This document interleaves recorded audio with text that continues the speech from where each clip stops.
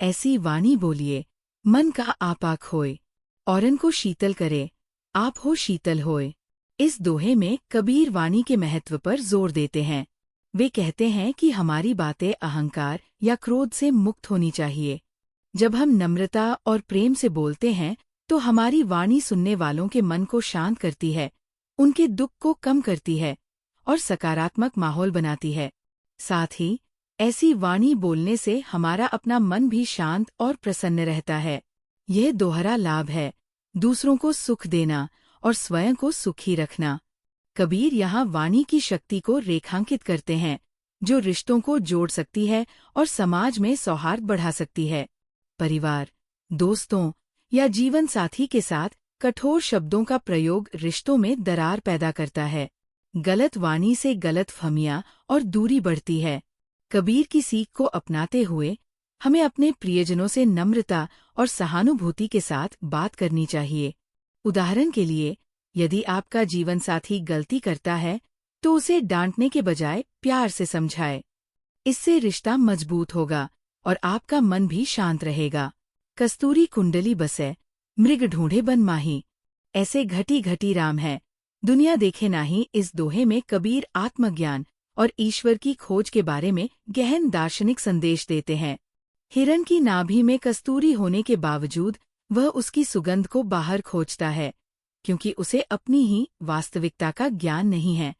ठीक उसी तरह मनुष्य भी ईश्वर, सत्य या आध्यात्मिक शांति को मंदिरों, तीर्थों या बाहरी साधनों में ढूंढता है, जबकि वास्तव में ईश्वर उसके भीतर, उसके हृदय में ही मौजूद है। कबीर कहते हैं कि आत्मनिरीक्षण और आत्मजागरूकता के बिना मनुष्य इस सत्य को नहीं समझ पाता और बाहरी भटकाव में समय गंवाता है। आज लोग सुख को बाहरी चीजों जैसे धन, प्रसिद्धि या सामाजिक मान्यता में ढूंढते हैं। इस दौर में वे तनाव, चिंता और अवसाद का शिकार हो जाते हैं। कबीर का ये दोहा हमें सिखाता है कि सच्चा सुख हमारे भीतर है। ध्यान, माइंडफुलनेस और आत्मनिरीक्षण के अभ्यास से हम अपने मन की शांति को पा सकते हैं। उदाहरण के लिए, रोजाना 10 मिनट ध्यान करें या अपनी भावनाओं को डायरी में लिखें। इससे आप बाहरी तनाव से मुक्त होकर आंतरिक सुख को अनुभव करेंगे। जब मैं था तब हरी नहीं, अब हरे हैं मैं नहीं। सब अंधियारा मिटी गया, जब दीपक देखा माही। इस दोहे में कबीर आत्मज्ञान और ईश्वर की प्राप्ति के गहन दार्शनिक सत्य को व्यक्त करते हैं। वे कहते हैं कि अहंकार, मैं, मनुष्य को अज्ञान के अंधेरे में रखता है, जिसके कारण वह ईश्वर या सत्य को नहीं देख पाता। जब व्यक्ति आत्मनिरीक्षण और साधना के माध्यम से अपने अहंकार को त्याग देता है, तब उसे ईश्वर या सत्य का बोध होता है। ये बोध एक दीपक की तरह है, जो अज्ञान के अंधेरे को मिटाकर जीवन को प्रकाशमय बनाता है। ये दोहा आत्म साक्षात्कार और अहंकार के विसर्जन की महत्ता को दर्शाता है। आज लोग अपने अहंकार, मैं, के कारण दूसरों से श्रेष्ठता की भावना रखते हैं, जिससे रिश्तों में तनाव, कार्यस्थल पर टकराव और मानसिक अशांति बढ़ती है। कबीर का ये दोहा हमें सिखाता है कि अहंकार को त्याग कर नम्रता अपनाएं। उदाहरण के लिए, यदि कोई सहकर्मी आपसे असहमत है, तो उसे नीचा दिखाने के बजाय उसकी बात को खुले मन से सुने। ये न केवल रिश्तों को बेहतर बनाएगा, बल्कि आपके मन को भी शांति देगा। सुखिया सब संसार है, खाए अरु सोवे, दुखिया दास कबीर है, जागे अरु रोवे। इस दोहे में कबीर सांसारिक सुख और आध्यात्मिक जागरूकता के बीच के अंतर को रेखांकित करते हैं। सामान्य लोग भौतिक सुखों, खाना, सोना, सुख सुविधाएं में संतुष्ट रहते हैं और जीवन के गहरे सवालों से अनजान रहते हैं। लेकिन कबीर एक साधक के रूप में सत्य, ईश्वर और आत्मज्ञान की खोज में लगे हैं। ये खोज उन्हें सांसारिक सुखों से दूर रखती है और आध्यात्मिक पीड़ा या आत्मनिरीक्षण के कारण वे जागते और रोते हैं।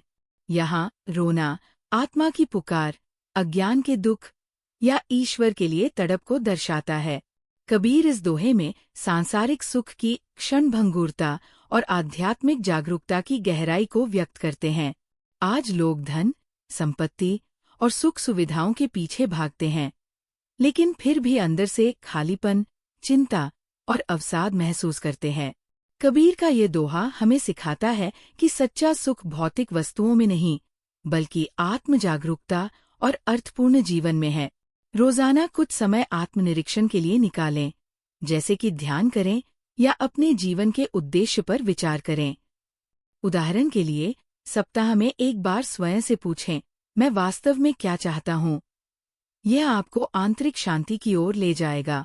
बिरह भुवंगम तन बसे, मंत्र न लागै कोई, राम वियोगी ना जिवै, जिब्वे तो बौरा होई। इस दोहे में कबीर ईश्वर के प्रति गहरी भक्ति और उनके बिछोह की तीव्र पीड़ा को व्यक्त करते हैं।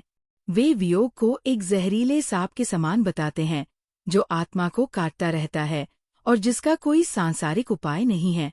यह वियोग आध्यात्मिक दूरी या ईश्वर से अलगाव की स्थिति को दर्शाता है। कबीर कहते हैं कि ईश्वर से बिछुड़ा व्यक्ति इस पीड़ा को सहन नहीं कर पाता। या तो वह इस दुख में प्राण त्याग देता है, या उसका मन इतना विचलित हो जाता है कि वह पागलपन की स्थिति में पहुंच जाता है। ये दोहा भक्ति और ईश्वर के प्रति पूर्ण समर्पण की भावना को दर्शाता है, साथ ही सांसारिक जीवन में आध्यात्मिक खालीपन की पीड़ा को भी उजागर करता है। आधुनिक जीवन में लोग अपने प्रियजनों से भावनात्मक रूप से दूर हो रहे हैं, जिससे अकेलापन और दुख बढ़ता है।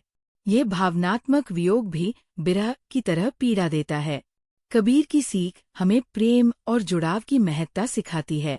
अपने परिवार और दोस्तों के साथ समय बिताएं और खुले मन से अपनी भावनाएं साझा करें।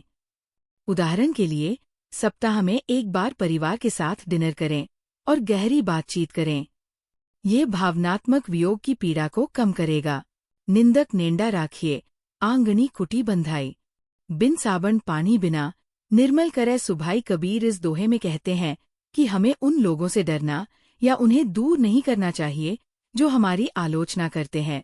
इसके बजाय हमें उनकी बातों को सुनना चाहिए, क्योंकि उनकी आलोचना हमें हमारी कमियों और गलतियों का एहसास कराती है। ये आत्मनिरीक्षण और सुधार का एक सशक्त माध्यम है। जैसे साबुन और पानी के बिना भी कपड़े साफ हो जाएं, वैसे ही आलोचक बिना किसी विशेष साधन के हमारे व्यक्तित्व को बेहतर बनाते हैं। कार्यस्थल पर बॉस या सहकर्मी अक्सर कमियों को इंगित करते हैं, जिसे लोग नकारात्मक रूप से लेते हैं और प्रेरणा खो देते हैं। आलोचना को एक अवसर के रूप में देखें। यदि बॉस आपकी प्रस्तुति में कमी बताता है, तो उसे सुधारने का प्रयास करें। कबीर के अनुसार यह आपके पेशेवर विकास का एक मुफ्त साधन है, जो आपको बिना किसी लागत के बेहतर बनाता है। पोथी पढ़ी पढ़ी जगमुवा, पंडित भया न कोई, ऐके अशिर पीव का, पढ़े सु पंडित होई। इस दोहे में कबीर बाहरी ज्ञान और किताबी विद्या की सीमाओं को उजागर करते हैं। वे कहते हैं कि केवल किताबें पढ़ने से सच्चा ज्ञान या आध्यात्मिक बुद्धि प्राप्त नहीं होती। सच्चा ज्ञान वह है जो हृदय से हृदय तक जाता है, और वह है प्रेम का ज्ञान। ढाई आखर प्रेम का से कबीर प्रेम के सरल लेकिन गहरे भाव को दर्शाते हैं, जो सभी धर्मों, जातियों और सीमाओं से परे है। प्रेम ही वह शक्ति है जो मनुष्य को दूसरों से जोड़ती है, उसे नम्र और करुणामय बनाती है और उसे सच्चा ज्ञानी बनाती है। कबीर इस दोहे में प्रेम को सर्वोच्च ज्ञान के रूप में स्थापित करते हैं, जो किताबी विद्या से कहीं अधिक मूल्यवान है। लोग डिग्रियां और करियर की दौड़ में व्यस्त हैं, लेकिन भावनात्मक जुड़ाव और प्रेम की कमी के कारण अकेलापन, तनाव और अवसाद बढ़ रहा है। कबीर की सीख के अनुसार प्रेम ही सच्चा सुख देता है। अपने परिवार और दोस्तों के साथ समय बिताएं और उनकी भावनाओं को समझें। उदाहरण के लिए, सप्ताह में एक बार अपने प्रियजनों के साथ बिना मोबाइल के समय बिताएं और उनकी बातें सुनें। ये अकेलापन कम करेगा और मानसिक स्वास्थ्य को बेहतर बनाएगा। हम घर जालिया आपना, लिया मुराड़ा हाथी, अब घर जालो तास का, जे चले हमारे साथी। इस दोहे में कबीर आध्यात्मिक साधना और सत्य के मार्ग की बात करते हैं। हम घर जालिया आपना से तात्पर्य है कि कबीर ने अपने अहंकार, स्वार्थ और सांसारिक बंधनों को त्याग दिया है। लिया मुराड़ा हाथी का अर्थ है कि उन्होंने अपनी इच्छाओं और वासनाओं पर विजय प्राप्त कर ली है। अब वे उस व्यक्ति के साथ हैं जो उनके साथ सत्य, भक्ति, या आत्मज्ञान के मार्ग पर चलना चाहता है।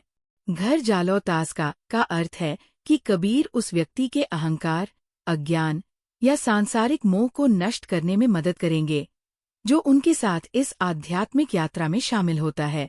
ये दोहा आत्मशुद्धि, सत्संग और दूसरों को सत्य के मार्ग पर ले जाने की प्रेरणा देता है। सोशल मीडिया पर लोग अपनी उपलब्धियों और जीवन को बढ़ा चढ़ाकर दिखाते हैं, जो स्वार्थ और अहंकार को बढ़ावा देता है। कबीर की सीख हमें सांसारिक मोह को त्यागने और दूसरों के साथ सच्चाई के मार्ग पर चलने की प्रेरणा देती है। सोशल मीडिया पर सकारात्मक और प्रेरणादायक सामग्री साझा करें। उदाहरण के लिए, अपनी उपलब्धियों के बजाय दूसरों की मदद की कहानियाँ या सामाजिक कार्यों को प्रचारित करें। ये आपके और दूसरों के मन से स्वार्थ को कम करेगा।